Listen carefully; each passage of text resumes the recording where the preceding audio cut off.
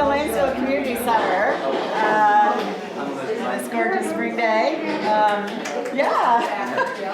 Someone is expressing our greatest enthusiasm to be all together again after 3 years.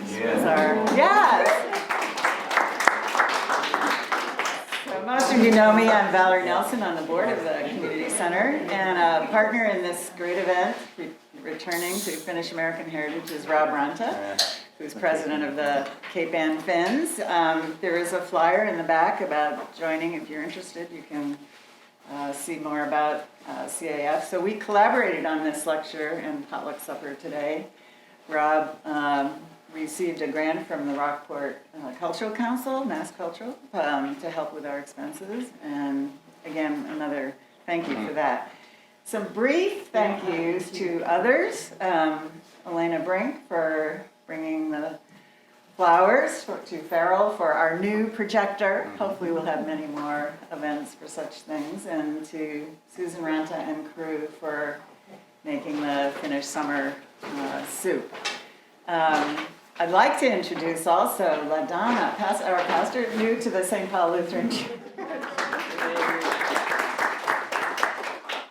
And then we're hoping and expecting that Anne-Marie Pastor, who's president of the Finlandia Foundation National, will arrive at some point. She's been very helpful to our prior music and theater events. Sarah Clark is here, the director of the Finnish American Theater 3 years ago. So thank you all for coming. Briefly, our guest lecturer today is John Kilpinen. Those of you, most of you with Finnish background recognize that as a Finnish name. He's, yes, so you got that right. We were talking earlier about the mispronunciations that Americans will give to that name, but we know Kilpinen. Yep. So anyway. He's out of Valparaiso, is that how you pronounce it? University in Indiana, Dean of the College of Arts and Sciences. And I have here sort of a bio, and it's a great mystery to me, which is the purpose of what we're here, is he's like the faculty on historical geography, political geography, American ethnic geography, natural history, on and on. A great book on the American West, but somewhere in his bio a few years ago is one paper that I'm sure he'll bring up, Finnish Cultural Landscapes in the Pacific Northwest. So out of his own personal background in that one paper, he's very happy, I think, I gather, to be here with us in another Finnish American landscape. And his wife, Candace, is also here. Yeah, okay, right. So please feel free. We'll go 3:30 to 4:30 with John's lecture, and then an opportunity for lots of Q&A until around 5. We'll have to break down the chairs for some tables, but we'll have wine and salmon and cheese and other Finnish soup and Nordic supper of sorts once we get set up. So then you'll be able to all talk to each other and, the professor as well. So. Welcome. Thank you so much for coming all the way from Indiana, and we look forward to your words of expertise on all these questions we have for our neighborhood. All righty. Well, thank you. Well, I'm just delighted to be here. The hospitality has been overwhelming, and especially after such a long break from things like this, it's just been terrific to see. 2 things I have to point out. This is probably my favorite audience ever. I love thinking about my family heritage and knowing that there's a whole bunch of people here who really are interested in this kind of heritage is exciting. And this is the coolest place I've ever given a talk. In a Finnish barn. I mean, had it been a sauna, that would have been the only thing I think that could have been better. So thank you for the invitation, Valerie, Rob. Just terrific. So today, what Valerie I think was especially interested in was more about this idea of cultural landscape. So that's what I will focus on today. And this will go back to this article that she mentioned that I did what feels like 100 years ago now. I've been teaching for 30 years. That just doesn't seem possible. And I think the remarkable thing about Western universities is that I get paid to think about things like this. I was able to raise a family thinking about questions about things like cultural landscapes, which most people don't really have to have to think about. So we'll just work through some things, and I'll just try to give you a little bit of background on cultural landscapes, and then we'll talk a bit about what the Finns did, particularly in the Midwest and in the West. Not very familiar with this area. Rob gave me a great tour today, and I think there's some really intriguing things around here, and I'd love to investigate a little bit. But part of what a lot of scholars through the years have looked at, and some of this started back in Europe. There were several academicians in Germany and in France that started to look at the landscape around them and trying to figure out what was actually happening, what was going on there. And so this call to read the landscape was something that started to develop. And so again, a couple of American scholars here are quoted, not just to see the landscape, but to actually start to read it. And I've had a few students over the years, after going through one of my classes, well, they were only about halfway through. I was teaching a class in the spring, and then at spring break, the student was going to drive home and lived, I think, near Philadelphia, and so had to drive across Pennsylvania from Indiana, and got back and came up to me the first class period after spring break and said, "You ruined me." And I said, how did I ruin you? I can't just drive anywhere now. I'm looking at stuff trying to figure out, I can't just relax and drive on the turnpike. She was looking at barns and trying to figure out what the Germans were doing there. So I think that's the difference that we're talking about here. Not just seeing the things around us, but thinking about why they're there, what they might have been doing. And again, it's something that in the second quote here from a fellow geographer that I know, that this is something that once you kind of tap into the vocabulary of the landscape, you will start to sort of like learning a language. And we talked about that a little bit over coffee this morning, that as you start to, or dinner last night, as you start to develop that skill, it then starts to click. But if you never get the training, trying to just pick up a language on your own is very, very difficult. So the landscape has its own languages. So here is one of the key statements. This was by an American geographer named Carl Sauer back in the 1920s. Who brought this idea about cultural landscapes from European scholarship and started to introduce it to the United States. And this is a lengthy statement, but this captures a ton. So we're just going to walk through this one little piece at a time. So when we talk about the cultural landscape, this humanized landscape around us, it's going to be transformed by some particular cultural group. And each group, and we know this from people that we've met over the years, have different traditions. Part of the reason that we have such great food options in the United States, all the immigrants who came here introduced all different kinds of food. We're not stuck with one menu. I mean, we've got all kinds of different food options. Well, they brought all kinds of other things with them besides their recipes. So what is happening here then is that culture, people, become the agent. They start to transform the landscape out of basic need. So we're in a barn. This was a cattle barn for dairy cattle, as I understand it. So this was built with a particular purpose in mind by builders from a particular cultural tradition. Other people might have built it differently in a different location, maybe even for a different reason. So once they move into an area and they kind of customize it, you get a very distinctive output. So an example I try to give to my students, because they, especially in the fall, they all just move in, and I ask them to describe their residence halls, their dormitory. Well, all the rooms when they're moving in all look the same. But a week later, you go into somebody's room and it looks different. Why? Because that person has, likes this color or brought this thing from home. And then the next room over, somebody has a different taste and they have some other kind of decoration. So once you start to see people customize, well, what's happening with cultural landscapes is a whole group of people is doing this together. So the Amish did it differently than the Finns did, and the Finns did it different than the Belgians did. And so you start to see some of these differences. So that's kind of the crux of this. So the way Sauer then kind of diagrammed this was that you've got to have a group of people with some time and an opportunity. And so that's where I think there's some differences here compared to some of the places that we'll look at later. By the time the Finns got here in the late 1800s, people had been here for 250 years. So they didn't quite have the same fresh start that some of the Finns who settled up north of Duluth. There was not quite the same kind of imprint on the landscape. But it's in this neighborhood here, all the different forms of impacts, anything that people would build, so a barn for a particular agricultural pursuit, they had to live in houses. One of probably the most distinctive form that Finns built were their saunas.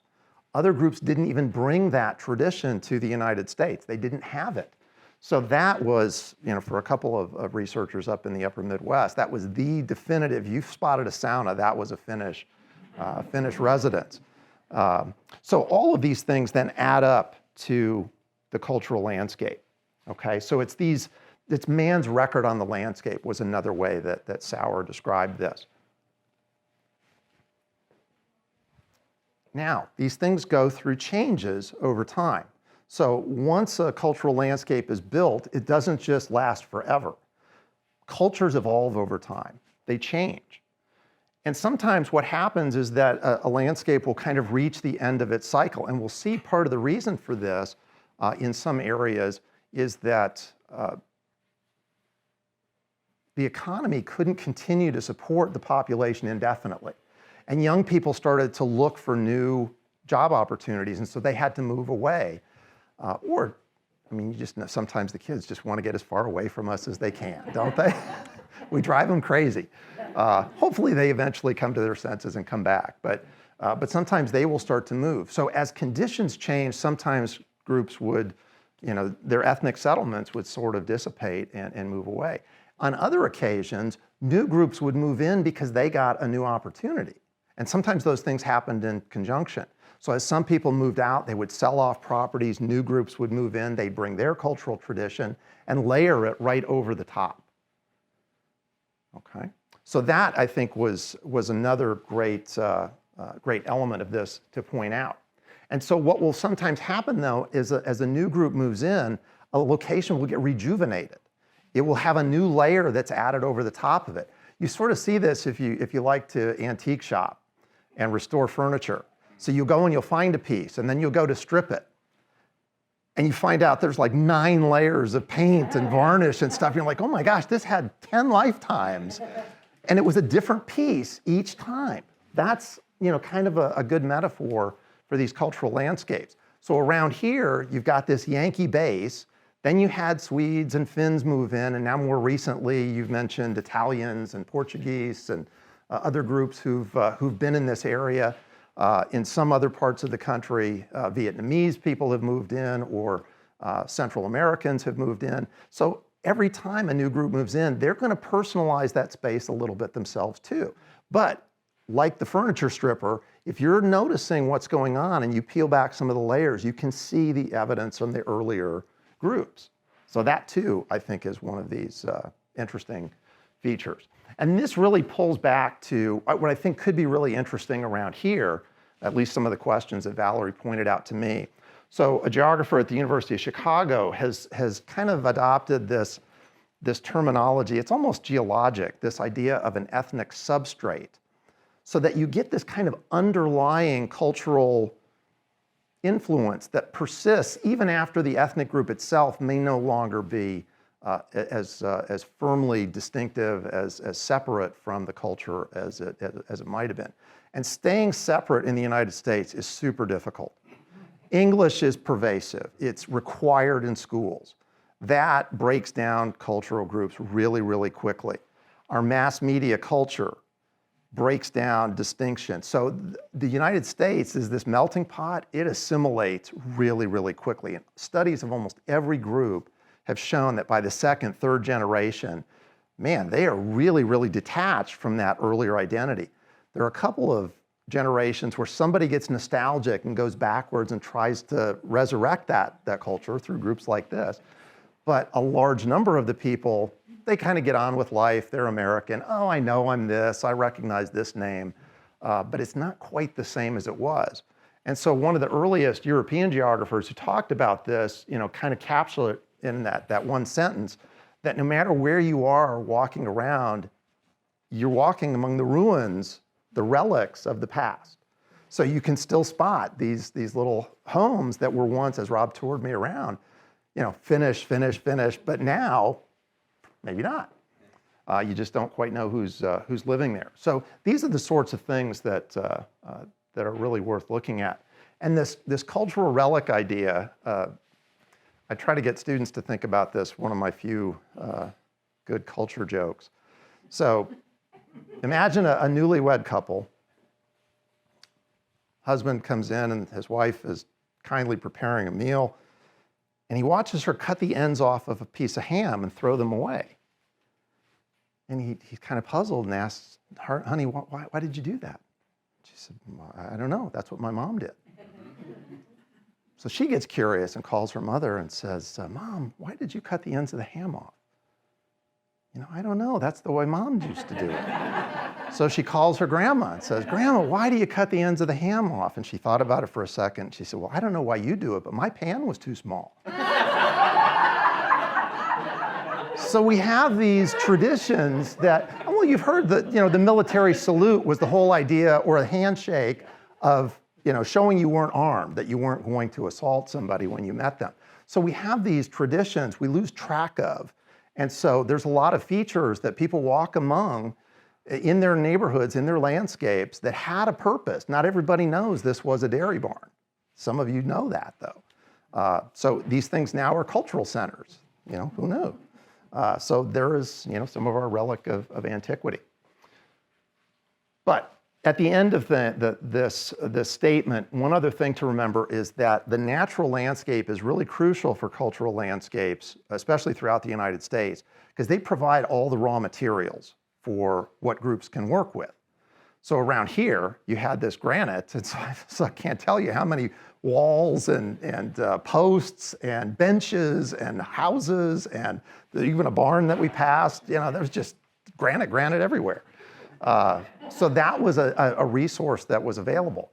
In the upper Midwest, where the Finns settled, you just had gobs and gobs of coniferous forest. And so a lot of what they built out of log, because that was what was available.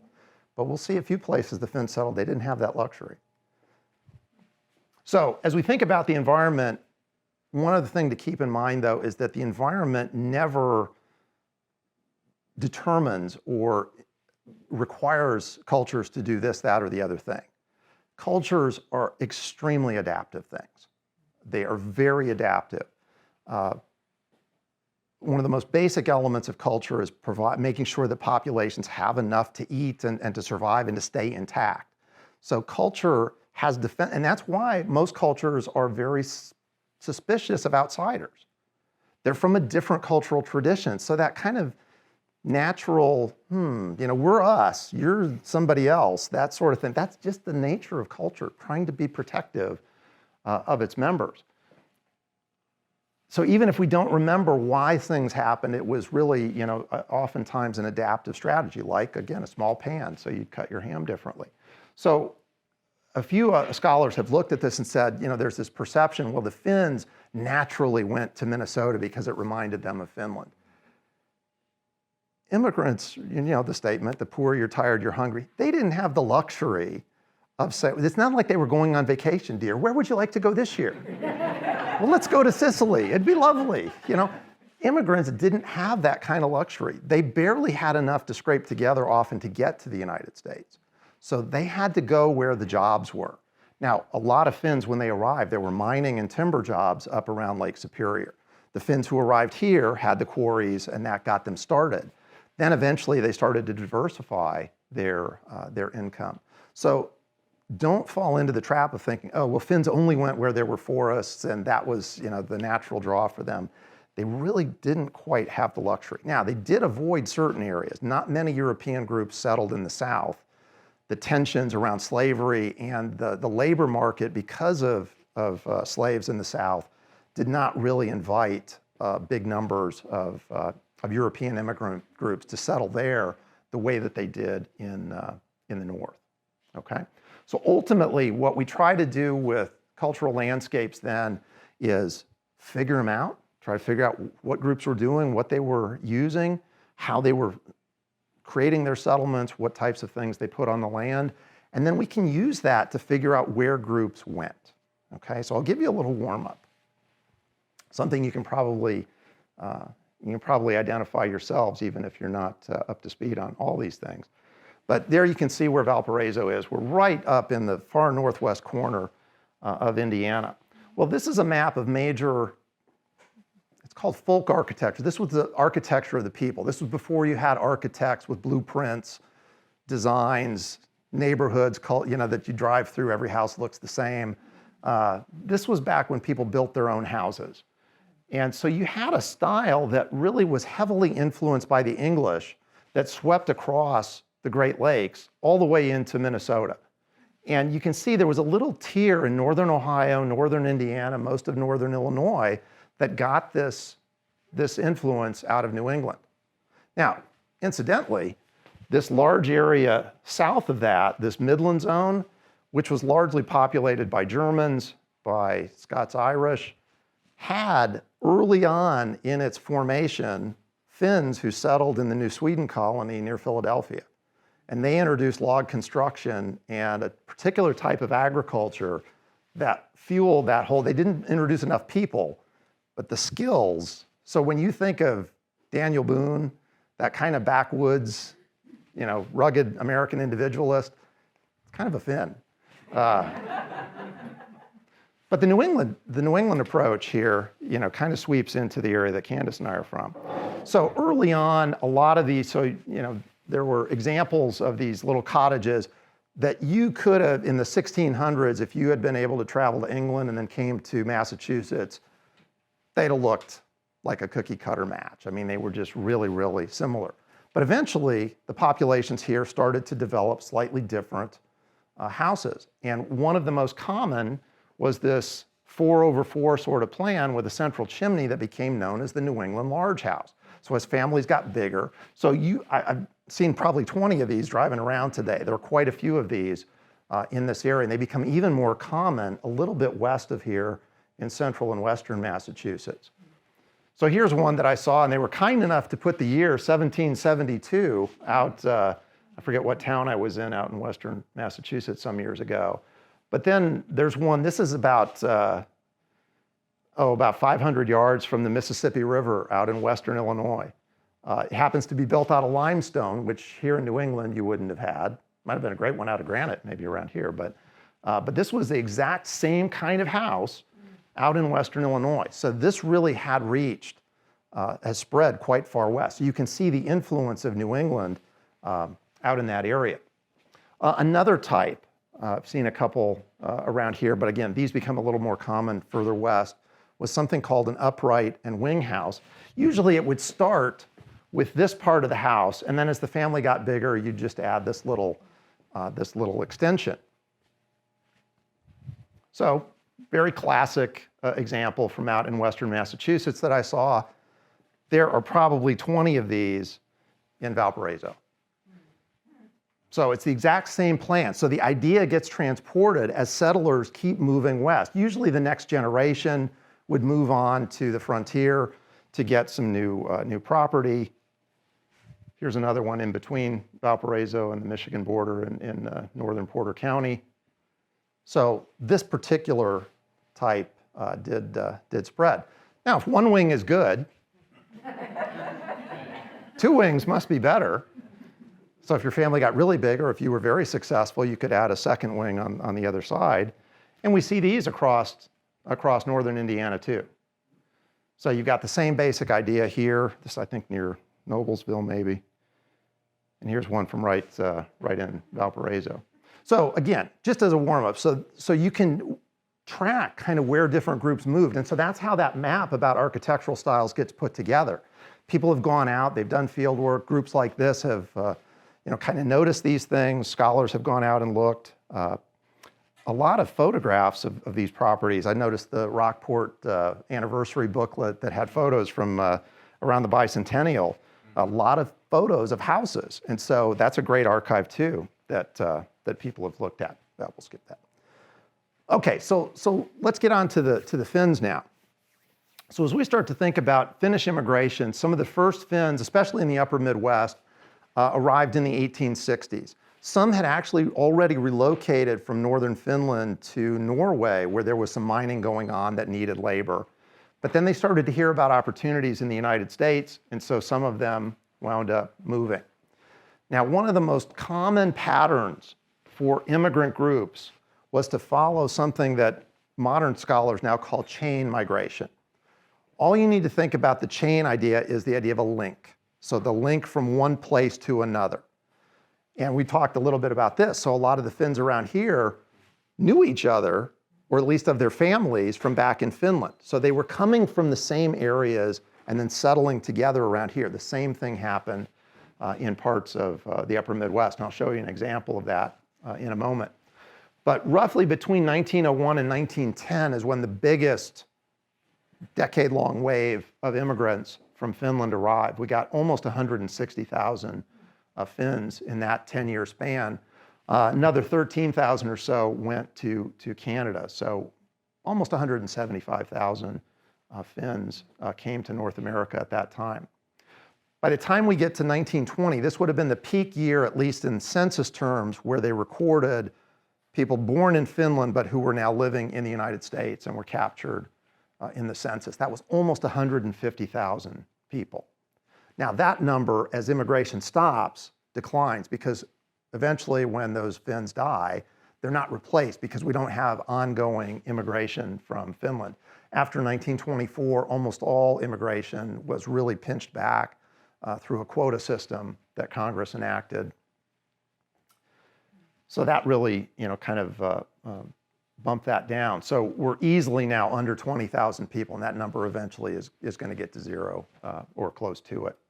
But simultaneous to that, though, you've got all kinds of people who are descendants of those foreign-born Finns. So the number of people with Finnish ancestry, like many of us, is now pretty big. So in 2020, in the American Community Survey, estimate was almost 650,000 Americans have some sort of Finnish ancestry. So the number of foreign-born Finns goes like this, again, hits that peak in about 1920, and now, again, probably under about 20,000. But this is where Finns wind up concentrating. So this was a map I put together for this class that I teach, looking at that American Community Survey data. And the hottest areas or the highest areas of concentration, the Keweenaw Peninsula up in Michigan, the county where Duluth is located, I think that's Virginia County, Minnesota. Again, not much in the South. And again, I don't think that was that the Finns just decided, there are plenty of pine trees in the South. They could have made lots of log buildings there. But there wasn't a lot of labor demand there for them. But you do see a little presence in New England, even today, ancestry, descendants of those Finnish immigrants. But mostly from about Massachusetts to Portland and Seattle, that's going to be the areas where you'll find this, but especially around Lake Superior. That's the main concentration.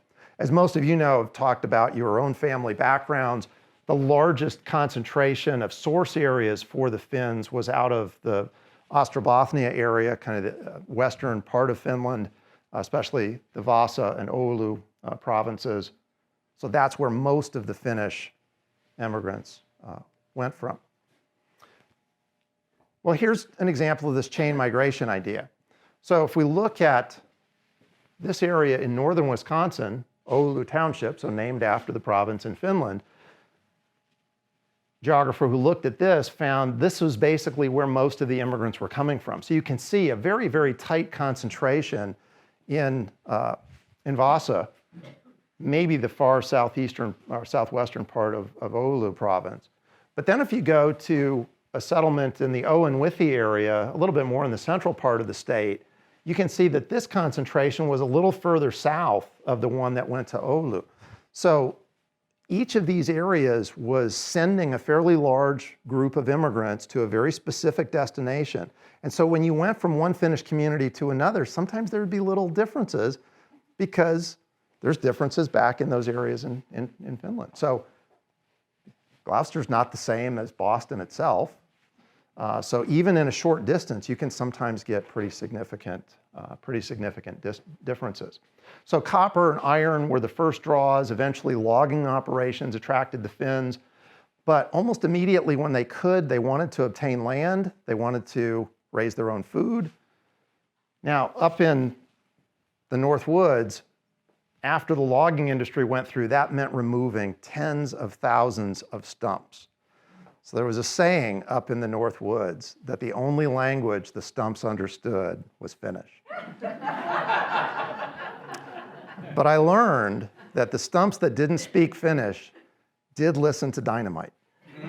So the Finns were not above getting a little help to get rid of the stumps. But again, their landscapes that they built were very distinctive. They were unified by this completely unique language. No other immigrant groups brought this sort of language, so they could communicate with each other. They had their own newspapers, cooperatives. This was another concept that not very many other immigrant groups brought to the United States. And so that did add distinctiveness to this group. And then so did their churches, which were, again, usually ethnically based because the liturgies were in the home language. So that too was distinctive. So here's what the distribution of those foreign-born Finns at that peak year in 1920 looked like. So the Upper Peninsula of Michigan and northern Minnesota was really the main location. But again, you can see a couple of counties in Massachusetts are showing that same little focus. So harder for them to stand out in such a high proportion here because being so close to Boston, there are so many people. And actually one of the biggest two or three of the biggest concentrations would have been Boston itself, New York City, and Chicago. But as a percentage of the populations, the Finns there, you'd have to go find them because there's millions of other people around. Not so in the North Woods. All Finn. Okay, we saw that. So these settlements all kind of developed over a period of time, but it's the settlements north of this yellow line. This was sort of the area where the logging companies found this super concentration of really marketable, straight, mostly pine that they could fell, turn into lumber. All the building that was happening in the late 1800s, early 1900s, was all frame construction. So this was a very, very short-lived but highly employable enterprise for the Finns to be engaged in. But notice, here's a little evidence of what starts to happen in terms of the changes. So by 1950, and these are the foreign-born Finns, these aren't even their kids. Look what has happened to a lot of the distributions. So some of the biggest settlements of Finns were Duluth, Chicago, Detroit, Cleveland, New York, Boston, even Los Angeles and San Diego are showing up. So by the 1950s, Finns are responding to where the jobs are, and it's in urban areas. So the Finnish population was already changing its distribution even by 70 years ago. So it's not to say everybody vacated the North Woods or neighborhoods around here, but some started to, especially then. If we looked at their children, they'd be even more broadly distributed. But by 1980's census, when the Census Bureau started to ask about distant ancestry, these counties were still showing up as kind of the leading areas, or the Finns were the leading group in several counties in those locations, and those are the only places in the United States that could say that.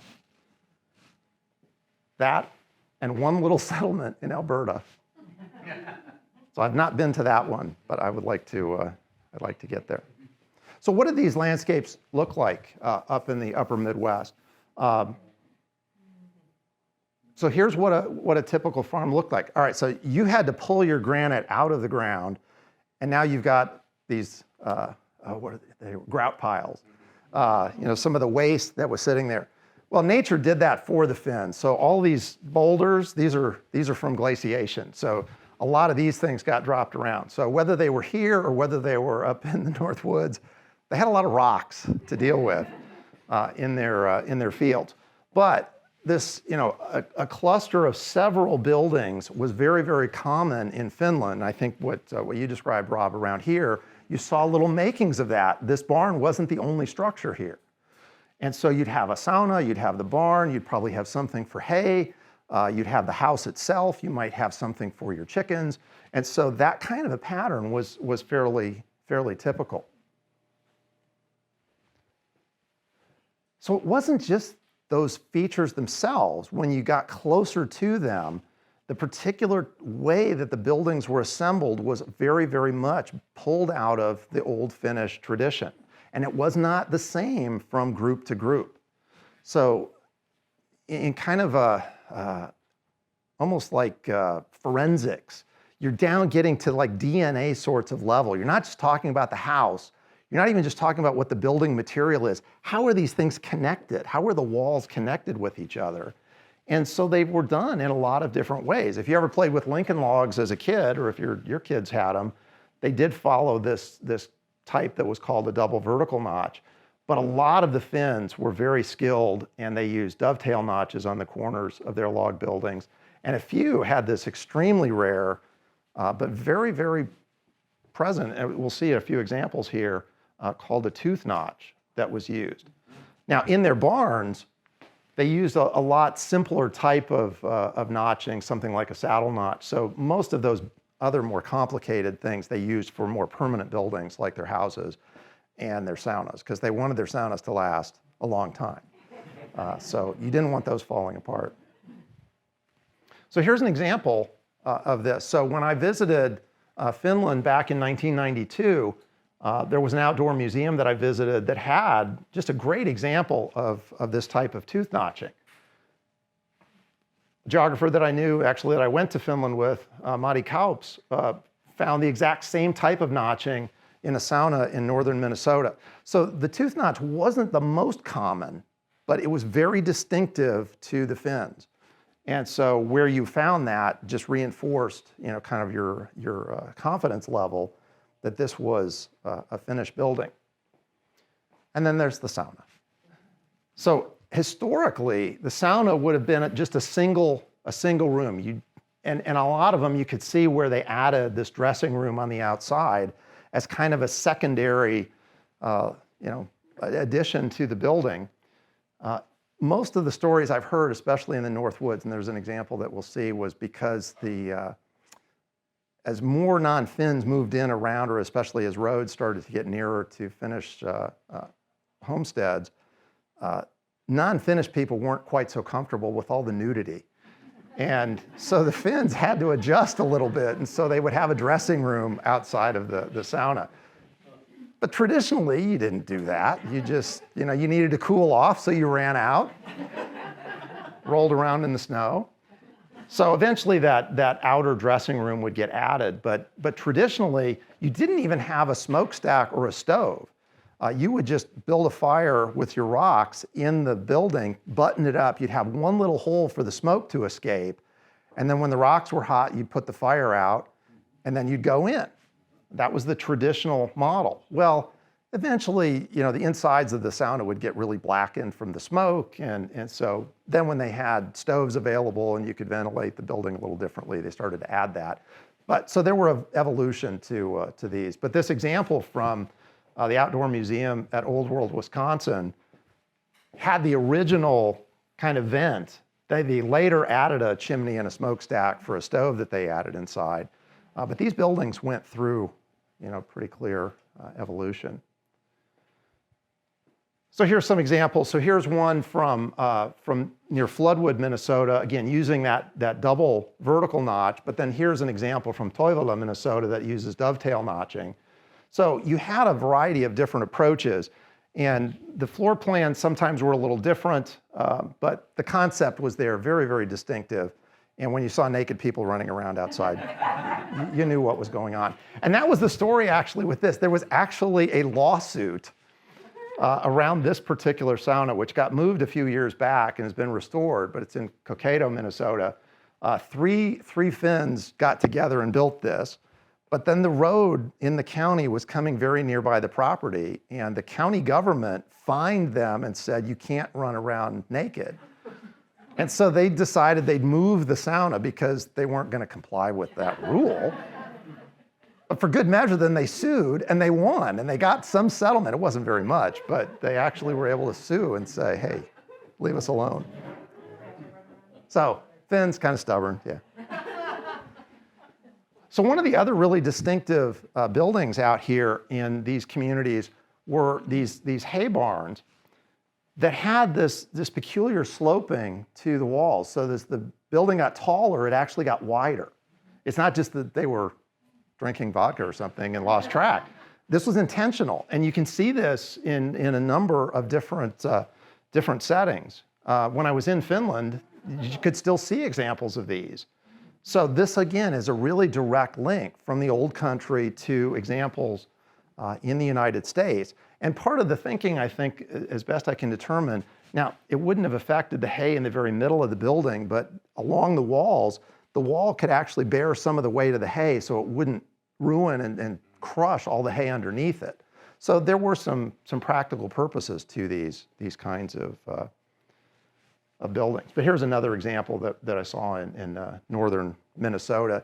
Again, you can see the little bit of taper that you get in that wall. But there were some other really, really fantastic barns. So this one got moved again to Old World, Wisconsin, a little bit west of Milwaukee. Just a really, really beautiful example. So in addition to their buildings, Finns named stuff.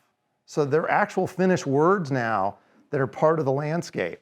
And you can see this on U.S. Geological Survey topographic maps. You can find names of creeks and hills and other sorts of things that have Finnish names. Oulu Township itself then is on these maps.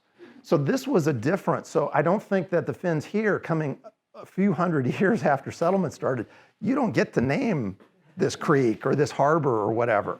But they were some of the first settlers in these areas, and so they did get to put their name on a number of these features. And so when you come into the town of Mäkinen, you get notice that it's a 100-year community. So that place name is going to be there a lot longer than the Finns themselves might be. But a few places have been preserved.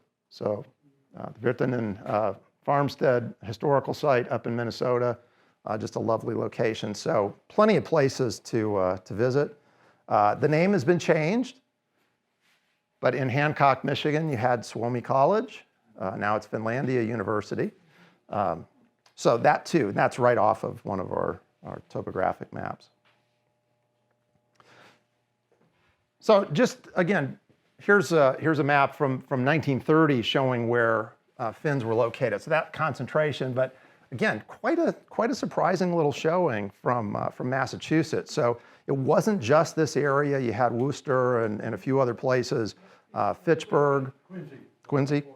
Yeah, so you would have a number of settlements. So again, part of the attraction, some of the economic opportunities here drew Finns, just different economic opportunities and different settlement opportunities than they had around Lake Superior. Oh, we saw that. Okay, so real quickly here then, what were some of these Western locations like?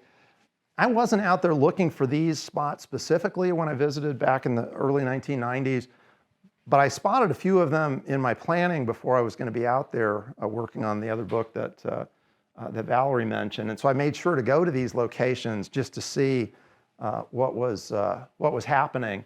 And so again, some of the very, very same sorts of features. So saw some fantastic examples of great Finnish buildings, saunas and barns in Eagle Valley, British Columbia, and then in the little cemetery in this little town, lots of great Finnish names commemorated in that graveyard. A little bit north of Boise, Idaho, there was another pretty pronounced Finnish settlement. And this probably is the most studied of the areas that I visited. So there was this Finnish church that was built appropriately in 1917, the year of Finnish independence. So kind of a nice symmetry there. Doesn't quite make the U.S. Geological Survey map, but there's still a road that's preserved and called Finn Church Lane that's there. But quite a few different building. You can still see there's, my friend Marty Kaups translated that, the sign for me, and it was basically telling you to pick up your trash and this, show some respect to our forebears. But I always like that they misspelled the Finnish. I think it's supposed to be SUO, but the sign was not correct. But the Finnish Memorial Cemetery. So a great location. The setting here not drastically different from up in Minnesota. Still plenty of timber, and so there were a lot of great log buildings in this area. So here's an old Finnish house. Again, vertical double notching in this particular house. A good example of a sauna. And here, you got that second area, the dressing room got added later. So the original building is here, and then you get this little extension that gets enclosed. I don't know if they had the same nudity concerns there or not. But you see very, very similar sorts of patterns. So the same kinds of notching that you would find in Minnesota were practiced here. So again, a lot of the same source areas were sending fins to these locations. They were doing a lot of the same things. You just didn't have the concentration in Idaho that you had in the area north of Duluth or in the Upper Peninsula of Michigan. So wherever the Finns were there in such large numbers, you're going to see a longer survival. There are actually still people who speak Finnish predominantly up in the UP. They still have Finnish language church services every Sunday. So really, really impressive. But in one of these buildings had that really rare tooth notch as well. So again, the continuity across these settlements, very, very distinctive. And then there's a couple of locations in Oregon and Washington where the Finns settled, and you can't find a tree. This is in the Palouse country, so this is a great wheat farming area. So it was a great agricultural opportunity for the Finns. They still found ways to build their Finnish Lutheran church. But again, frame construction, but their houses were not built of log. They just did not have that as an option. But this was a great settlement opportunity for them, and so they went and farmed and were successful wheat farmers. But again, a very, very different kind of setting. So it is not as though Finns weren't capable of settling anything but these forested areas. They're all peoples are adaptable. They happen to be really, really well suited to the area around Lake Superior because it was like Finland. So in the terms, one of my instructors would have said, they were really pre-adapted to that sort of setting. And you kind of know that, when you try something new or what seems like it's new and you're instantly good at it and you realize, oh, this is like this thing I always did. So I was ready for this. The Finns were like that when they arrived in these sorts of locations that matched their background. Oh, they had, I'm not going to say it was easy settling any of these locations, digging up all those stumps. Give me the dynamite, please. I mean, that would have been my preference. But they were definitely going to be well suited to those locations. And if anybody was going to be successful farming those thin, acidic, glaciated soils of Minnesota and Michigan, it was the Finns. And so the fact that they survived and thrived there is not really surprising. But they could also do well in a setting like this. And I'm sure if they had found a good opportunity in Central Texas or in Kentucky, they would have found ways to do it there. And I don't think the Finns would have been the only people who could have made a go of it and been successful in Minnesota. Other groups would have found ways too. But it did come fairly naturally to them, and I'm sure they did have some nostalgia for the home country settling there. So very, very interesting location. So I don't know a ton about the settlements here. I've read up a little bit on some things. A lot of what Rob showed me today I think was really intriguing. I had always known this basic stat. I knew that Michigan and Minnesota and New York never really surprised me because New York was a gateway for almost every immigrant group. I mean, the whole Ellis Island experience thing was very common. And it's such a big urban center, it was a natural landing place where you could find a job fairly quickly, almost without fail. But of those four, Massachusetts was the one I always didn't know a lot about. And so this trip has been really, really engaging to put some of those pieces together. But it was actually in that period, about a dozen-year period in one study from 1899 to 1910, it was the second ranked destination for all of the Finns who immigrated in that first decade of the 20th century. So when we look then, the pattern for Massachusetts is like the US as a whole. So the peak census year for foreign-born Finns in Massachusetts was 1920, not quite 15,000 total. And then once immigration gets shut off in 1924, after that then you really see the number start to decline. So we're under 10,000 foreign-born Finns in 1950. But as the number of foreign-born Finns goes down, the number of people with Finnish ancestry actually goes up. Because I'm only half Finn, and some people are less than that. But if they're noting that on the census as their ancestry, they get counted as someone with Finnish ancestry. So that's how we get over 600,000 people, even as the number of foreign-born Finns goes down. But I think my interest is sparked, so I'm going to be doing some more digging around about Finns in Massachusetts. So that's what I got for you. So I hope that gives you a little bit of insight into how some of these places in the Midwest and the West worked. A little different setting than around here. I think partly because of the timing and being basically such a late group around Cape Ann. I don't think the Finns had all the opportunities they did to shape such a distinctive landscape like they did up in the Duluth area, but still fascinating stuff, I think. So.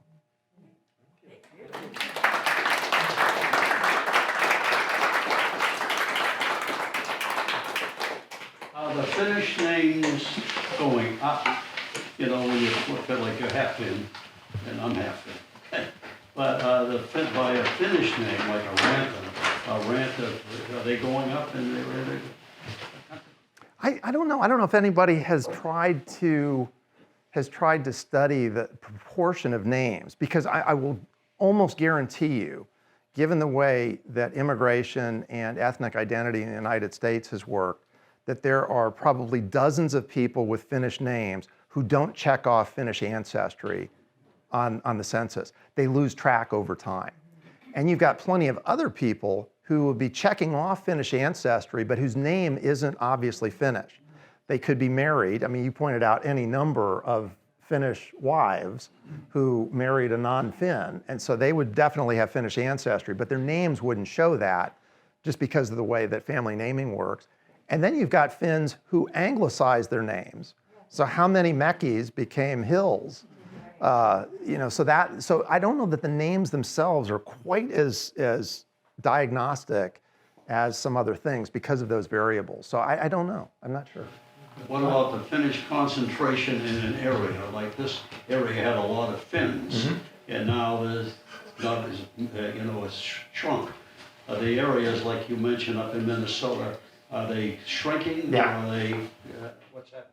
It's almost the exact same thing in both locations, that and it's not always the next generation who goes away. The children who want to find other opportunities, maybe it's because of education, maybe it's because of new expanding jobs in Atlanta or somewhere that they wind up moving. But we live in a much more mobile society now than we did 100 years ago. So that's adding to it. But I think even some of the Finns who settled, the very reason that brought them here is a reason they would also move. They came here or to the Duluth area because there were jobs that were available. When those jobs started to go away and other jobs opened up somewhere else, you moved there. You weren't anchored to a particular place. Now, in each settlement, some people would always stay and some would go. And so you kind of have this dilution of the presence that would occur. And then new groups, as I said, would move in, and that would kind of make it feel a little more diluted still. So I don't think there's any settlement that just, save maybe for a few of the Amish settlements that have really stayed very, very sequestered and isolated, that have been able to hold on to that presence, almost steady state for a very long time. But even the Amish had, We travel through Illinois quite a bit, and there's Amish communities near Arcola and a few other places. Well, those were, kind of missions that the Amish established, because, back in Lancaster County, Pennsylvania, that was their, formative location. But there were always Amish who moved further west. They moved to Ohio, to Napanee area in northern Indiana, and then on to Illinois. There were Amish settlements in Wisconsin. They didn't all flourish, but they too were, kind of following westward expansion. So I don't know that any group was able to hold it together forever. But yeah. Yes. One example of those two illustrations you just made. The father's side of the family, we are Corporans. And when my grandfather came here to Rockport to work in the granite company, quarries, the granite company bosses didn't want to mess with strange sounding, hard to spell, impossible to spell, or pronounce. So through an interpreter, they asked my grandfather his father's first name. And his father's first name was Pekka, P-E-K-K-A, which is Peter. We're Petersons. Everybody thinks we're Swedes. Yeah. What an insult. On my mother's side, my grandfather there, he immigrated prior to becoming 18 years old. Otherwise, he'd have been subscripted into the Russian army back in 1890. Yeah. So he came through Canada, down through the Great Lakes, ended up in Montana. But his name was Pakala, P-A-K-A-A-L-A, Pakala. And that was anglicized, because there's no letter B in the Finnish alphabet. So the P is always pronounced a hard P. So they anglicized it to B-A-K-K-A, Pakka. Yeah. So there's an example of both ways in my family. Well, another way that those name changes happened was at immigration stations. When they recorded, you had people with books. I mean, this was a long time ago. They weren't just, you didn't go on a website and put your name in. So there's somebody there, you're trying to say your name to that person, what they wrote down, or sometimes they would ask, what does that mean? What does that word mean? And so if it was Mackey and they said hill, well, they made you a hill. It may not even have been your choice, but you're exactly right that a lot of immigrants, to avoid embarrassment, being ostracized, just in order to have a fair shot at a job, you wanted to kind of look like you were blending in. That's, again, another of these assimilating forces in the United States. And so a lot of people, so that's an adaptive move that culture's made. You changed your name in order to survive, to do well. Yeah. You mentioned that part of that sort of movement of culture across the top of the United States, the Finns brought with them some unique cultural structures, and you mentioned, I think, the Lutheran Church and cooperatives. And I'm curious about what was going on back in Finland that had this tradition of cooperatives. Do you know anything about? Just a little bit. So the tradition of cooperatives in Finland was in part born out of some necessity, because you still had a pretty rural society in Finland in the late 1800s and early 1900s. So there was a lot of communal labor sharing and things like that, and that persisted here. So it wasn't just that cooperatives were formed, but you had people, when your neighbor was going to build a new building, a lot of immigrant groups shared that tradition. It wasn't just the Finns or the Amish who would get together and help each other out, because you never knew when you were going to need the help. So you had to put your labor into the pot so that you could sometimes make a withdrawal later when you needed some. So there was a bit of that, but I think that the cooperative approach was gaining some traction in Finland, if I remember right, but then it really, it served the group well here in the United States, because these ethnic communities, very often, they were their own resources. That was it, particularly when you had a language that wasn't something that other people were going to be able to pick up on. Finnish is just extreme. It's not even Indo-European. It's not from the same language branch that German and Italian are. So that became, so it reinforced that a little bit. But you had other things going on. You mentioned the Russian draft, enormous frustration with Russian authority, which again, I think pushed a lot of Finns to be, very strong advocates for themselves. They led strikes in a number of locations, not just here. but up in the mining country in Minnesota and Michigan, even to the point where quite a few Finns got blacklisted from jobs because the companies just didn't want them in their midst because they knew they were going to agitate for better wages and things like that. And so I think it really put the onus on the community to look out for itself, for each other. And so I think things like cooperatives helped to do that. It meant that you, again, were probably going to get fair pricing in the goods that you would buy. So I think it was reassuring in a lot of ways. But again, I think as a articulation or expression of culture, I think it did serve the Finns very well. Yeah, I mean, one of the unique characteristics of the Finns that come to Cape Ann, where they came because the jobs in granite, it was easy for them to work. Given the 200+ year building up in Cape Ann, they didn't come and build large community areas. Right. They weren't even renters. They were in a tenement circumstance where they did look out for each one another. There's documentation that they would take a boy in who have him live in the chicken coop because they had a job in the quarry. And the concentration in these tenement buildings where they always found a way to fit someone in really does reflect this spirit of community and cooperation coming from Finland itself. Yeah, and I think that spirit of community, I think, was common among a number of groups. And I think it served almost all of the immigrant groups well, because had that not existed, you can't even imagine how difficult coming to a country under those circumstances would have been. I mean, imagine if you didn't get support, even from the people who could relate to your experience, who spoke your language, who were from your home country. If that wasn't there, wow, I can't even imagine what that experience would have been like. So, yeah, just a huge difference. Yeah. We had another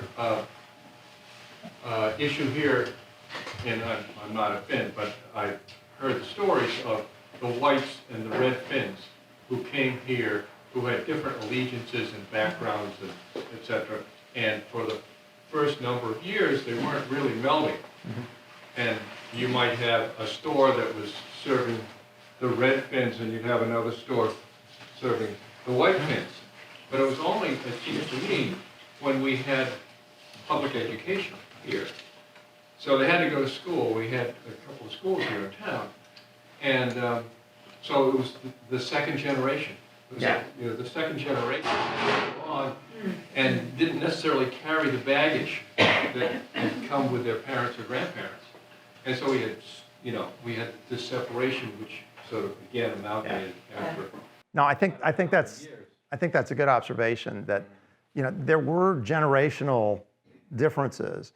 And so the second generation, the firstborn generation in the new country often had a different perspective than their parents did. And the same way that culture has kind of a we-they thing works, it worked sometimes within national groups. So the whites and the reds were a we-they. They weren't, they recognized some commonalities of language and things like that, but they had very different perspectives.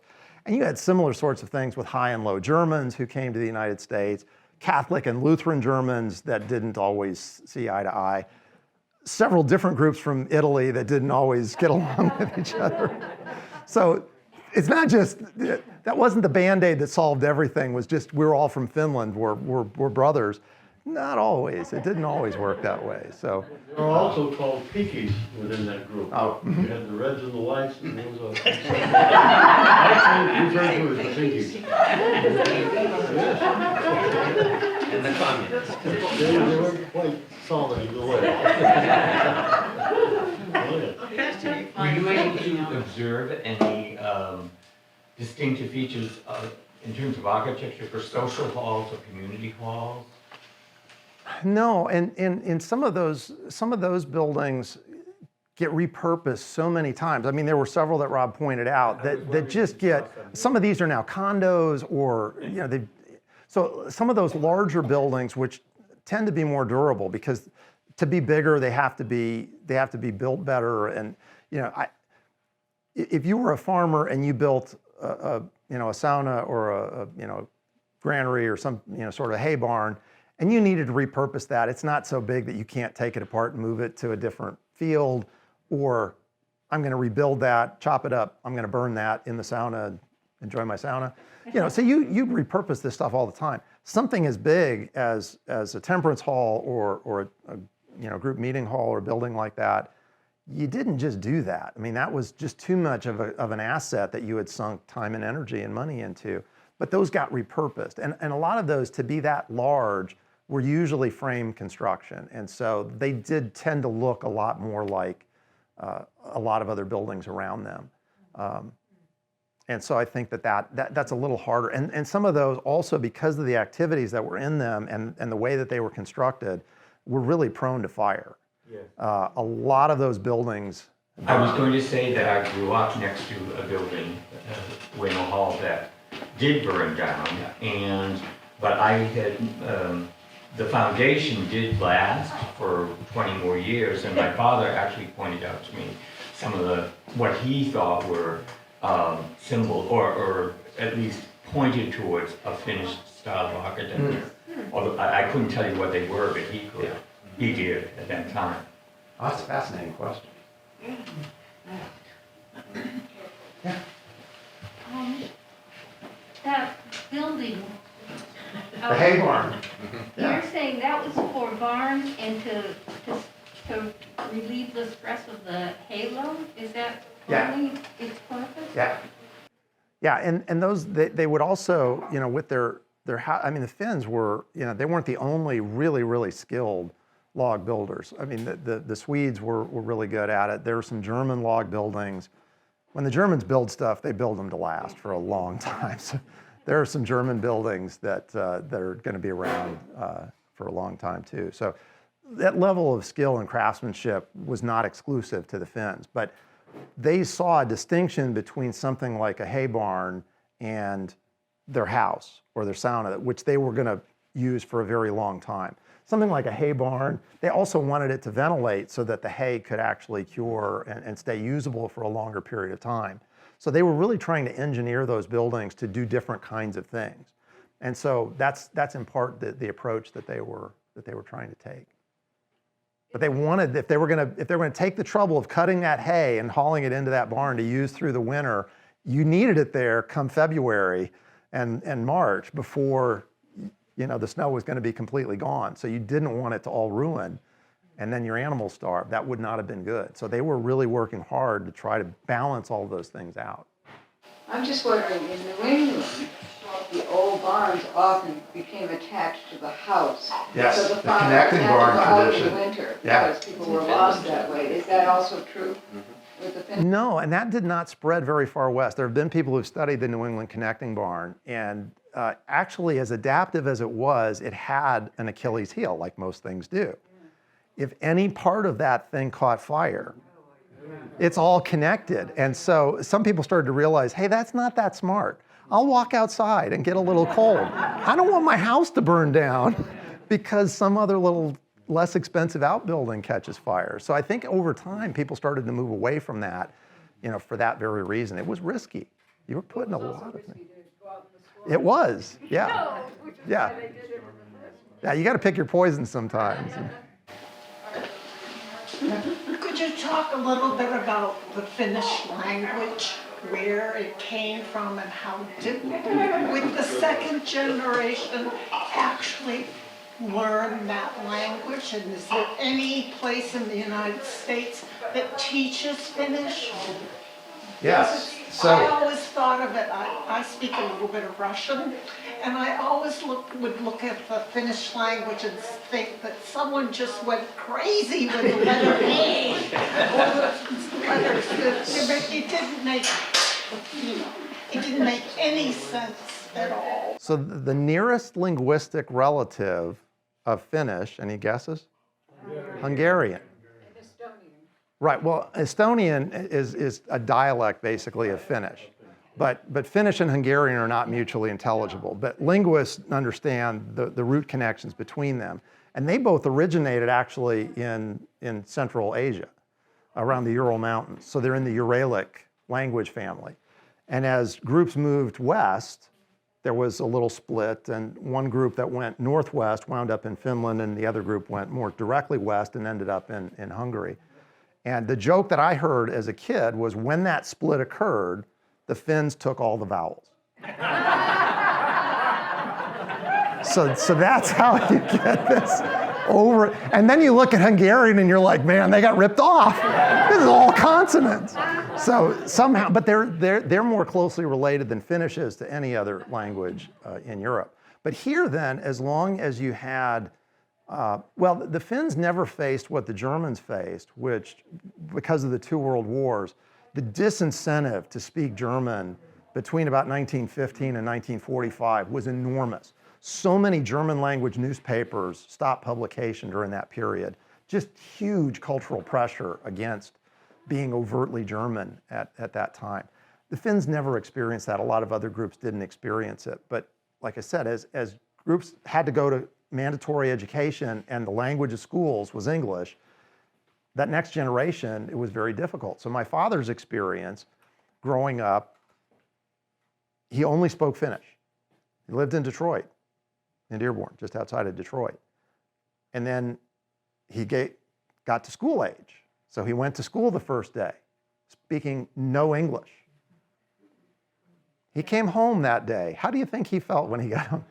My grandma told, he just bawled. He was so intimidated, so unhappy. And so my grandparents that day stopped speaking Finnish to him. And so today, he now knows just a few vocabulary words, but he almost immediately converted, so he could catch up. So there was a huge amount of pressure not to speak that way. And a lot of immigrants bought into the idea of, well, we've come to this new country, we're gonna belong here, we're gonna learn the language, we're gonna integrate, we're still gonna keep some of our traditions, but language was one of the first things. And almost immediately when that happens, you see this huge decline. But like I said, there's a few pockets where Finnish has survived. There's still some Finnish newspapers up in the UP, some, again, church services. There's still about 20,000 Americans who report Finnish as their language around the house. So after 100 years, that's still pretty impressive.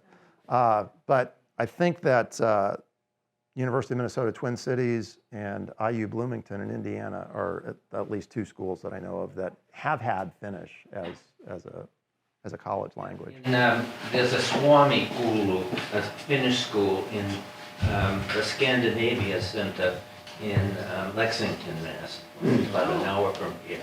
But I think that you'd be going to school with 13 and 15. But it doesn't matter, we can always learn no matter what the age. But you know all the cool slang if you go to school with them. I do a smattering of it on Duolingo, and I've done Finnish, Swedish, Norwegian, and French, and Navajo, actually. And I thought the Swedes had a much easier time than the Norwegians coming over here, because a lot of the language is from the Old Norse, so there's a lot of words and way the sentences are constructed. I mean, they're different, but they say, I would say my mother, they say mother my, but the Finnish, when I do it, I love some of it because it had no genders. I love that part, you didn't have to remember was feminine or masculine, but it really is, I did it like 3 or 4 times and I still can't speak much of it. That's something that I put together with listening to my one grandmother, because she'd mix up the pronouns, and if she was talking about a girl, she'd say he, or then a boy, every once in a while it'd be she. But then the Finns had Han, H-A-N, which meant a boy or a girl, and you knew if it was female or female by the context of the sentence. And so now I understood. I just thought, oh, she doesn't know English. Would you be kind enough to repeat the 2 universities that you mentioned that offer? The University of Minnesota at Twin Cities, because I think they have a Scandinavian Studies Center there too. And IU Bloomington, Indiana University, which is, it's not specifically Scandinavian as their interest, but it's one of their hallmarks for a long time has been language study writ large. So they offer a number of European languages there. The University of Massachusetts in Amherst attempted to start a Finnish language program, but it never got off the ground, really. And they also, for a while, had a Nordic study. That was approved, but it's not very popular.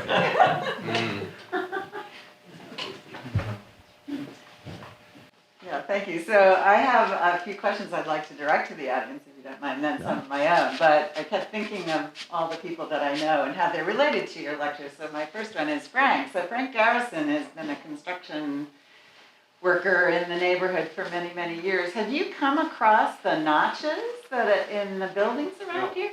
No. Yeah. No, I'd be surprised if there were a number of long buildings around here. Yeah, I don't, that's what I was just gonna say, I don't think the Finns built, they used what was here. Yeah. Except the sound. Yeah. Yeah. There's been some very good finished stonemasons in this area. Yeah. Jussi Warren is probably one of the best ever. But not the notches. So the next one was Carl Pulkkinen. Where are you, Carl? Now, he's from Maine. So how did you relate to, I had no idea that vast areas of Maine had so many Finns. Could you speak to that? Well, yeah. My grandfather immigrated to the Upper Peninsula in Hancock, Michigan. Yeah. Because his passage over here was paid for by a copper mining company that got him out there, got a job, but he always owed his soul to the company store. Back in Finland, he was a farmer, and he and his brother, in the dead of night, took a train to western Maine, where there was a large settlement of Finns, and what they would do is put up new arrivals with a farm, get them started, and they cooperated that way. Yeah. So he finally ended up in western Maine. Yeah. Yeah, those immigrant communities were remarkable. Where the cooperation occurred, I mean, you could get these just great opportunities, and there were all kinds of stories about this, that there were just these networks to help people integrate and get to places where there were jobs, or to find people that they knew, because sometimes, you know, some people might immigrate and then a friend would be coming 6 or 8 months behind. Well, to coordinate, you know, again, without cell phones and email, you know, how do you do that in the late 1800s, early 1900s? So it took some logistics. In that part of Maine, what was going on was some of the older farms had been abandoned because people were moving out of the area. Yeah. And the Finns would take them over, rehabilitate them, and start their own farms. Yeah. So they weren't, you know, beginning from scratch, so to speak. They actually had a stake to begin, you know, developing their life. And they'd add the sauna. Step one. So my own comment then, to weave also Pastor LaDonna in here, is that whole question of why did the Finnish Americans have such a cooperative impulse, let's put it that way. And I think, you know, the mysteries of how much was out of socialism and the radicalism of the Red Finns, as was brought up, that they brought with them those big debates in Finland between the Red and the White Finns, and the Church Finns and the Labor Finns. And to the degree that the socialist halls here, some toyed becoming communist halls, literally. They'd have great political debates, and they veered bits between socialism and communism. And then after World War I, many of us here know of stories of, after the Soviet Union came together, that some of the Finns actually went back to Russia as part of this great revolution. Unfortunately, they were largely all killed over there, and we know stories of that where they were lost to that. Yeah. But there was that sort of political impulse. But I wanted to bring up, you know, now the whole concept of Scandinavia is Nordic socialism. So how did that come about? And the other theory is that it's really in Lutheranism, not that political backdrop, that the Lutheran religion had in it, as opposed to what, Calvinism and Catholicism, much more of a sort of empathy for others, and including things like women's rights. That it goes back to the religious foundation in the Scandinavian countries that led to this impulse for looking out for each other that you can still see more in Finland. I think the grand arc of history in the United States is that socialist halls, union activism, cooperatives. It's really cool to know the first cooperative housing project in America was in New York City by the Finns. So this was a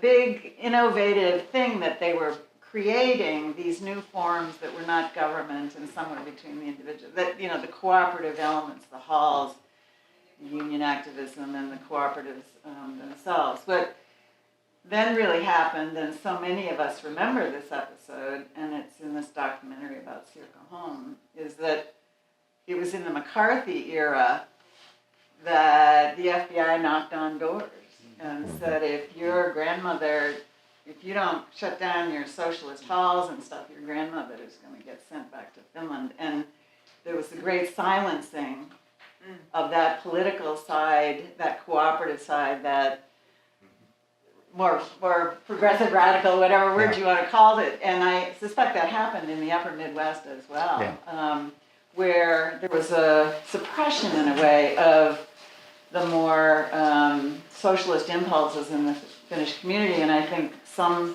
historians talk about the drift towards so many Finns now being Trump, that it was a concerted effort to kind of suppress the culture that the Finns had. But I do believe what historians would say is that it's the Lutheran impulse, again, is that maybe the politics was flattened, but the cultural element of empathy and of cooperation has survived in the Finnish American community. I don't know if you'd like to speak to that. Well, I don't know that I can speak to that. Well, but I that'd be think your you questions, are though. You are more educated on that than I am. No, but tell us the mystery of your arrival here and who we are and all of this. You were in the Gloucester Times saying this, so I'm not making it up for you. I'm not sure that I know what you're referring to. Oh, the article that said, why are people here so neighborly? Oh, yeah. So as a newcomer to the community, I've only been here since December. As a newcomer into the community, and especially to Lanesville, and sitting in my office looking out into this little village of Lanesville, there is just this real strong sense of community spirit and cooperation that is unlike the Germanic culture that I came from in central Pennsylvania. And so that just really has struck my attention, and Val and I have had a couple conversations about that, and I was speaking of that to a local reporter as well, who was doing sort of a feature article on my coming and my sort of first impressions of the community.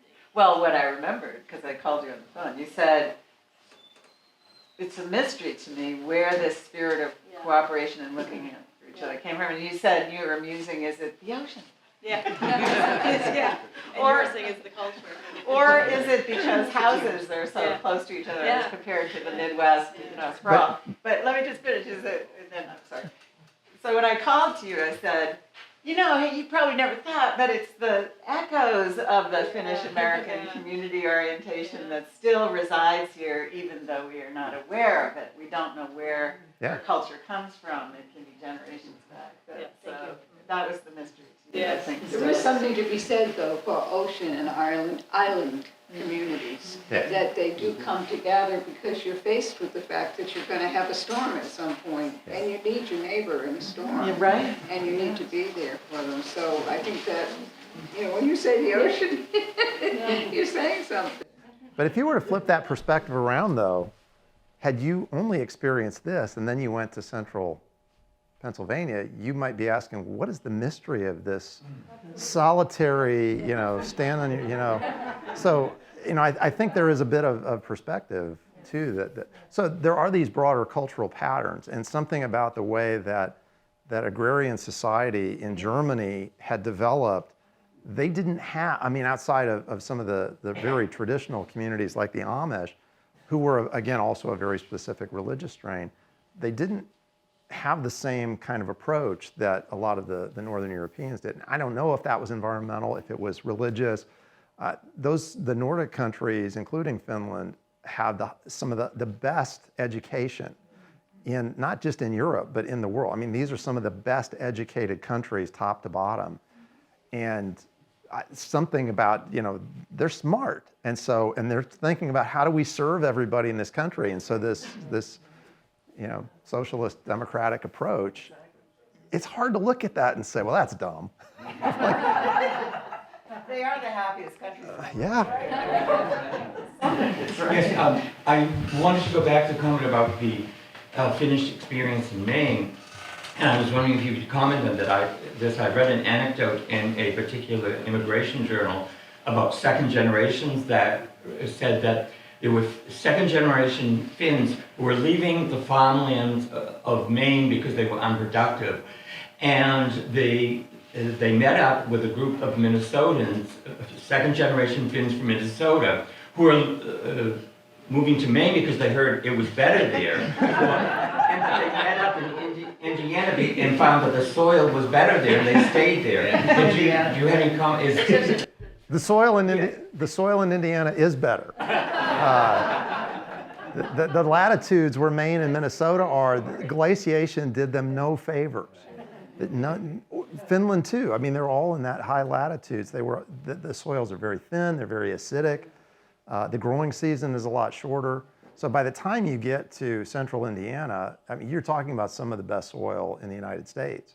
There's a whole band from western Pennsylvania all the way to Iowa and eastern Nebraska. If you want to farm somewhere, if you can afford to buy the land, you've got a fighting chance there. So the Finns were successful in those areas, like I said, because they were familiar with that kind of environment. And so it's not surprising that they could rehabilitate these farms and make them productive in ways maybe that other groups hadn't been able to do. But they still were smart enough to realize, I have to work really hard just to make this work at a basic level. And if you started to read up, and you know, one of the interesting things about the United States, there were all of these agricultural stations. Almost every state was operating, and especially in the Midwest, they were operating these agricultural agencies. And they were publishing things about farming techniques and soils and how to raise cattle and really increase the yield of different crops and things like that. So as technology was coming available, so there were farmers then who were subscribing to these state publications to try to figure out how to do their work better. And so you could start to see what other states were doing and figure out, could I do better? And so sometimes it happened by accident, but sometimes people could actually, with just a little bit of research, figure out, wow, if I sell off here and I move 500 miles south, I'm going to have a lot easier go of this, and I'll be able to do a little bit better. So some of it was just opportunity, I think. I have something for you. So it was in the middle 1950s that Barbara Urkula realized that the Finnish community on Cape Ann was diminished. And she put out a nationwide advertisement for any Finns who had lived in Lanesville to write to her. And we have at the museum some of the photos of the tenement houses. But this is unique. I gave a copy of this to Bob Ranta. This is your copy. This is a woman writes to her who had come to Cape Ann to live in Lanesville in 1892 when she was 4 years old. Wow. And she lives for 40 years in Cape Ann, and she moves to New Mexico. And in the 1960s, she draws a map of Cape Ann. And this may be the only, I would describe, the only map drawn by a Finn in any of the communities anywhere. Because these were great maps that she got. But this shows, no, they weren't. Right? And this shows the trolley lines. And the important thing, you know, the photographs that you showed of the farmhouse and the glaciation, which we have on Cape Ann. Yeah. She talks about what it was like as a young girl, being able to go out into Dogtown, which is the interior part, with her friends picking blueberries unaccompanied. So this is, I think, something you will want to enjoy. It occurred to me you need to have it. Okay? Excellent. Yeah. Very good. This is the third, so the best crowd, the best building, and the best takeaway.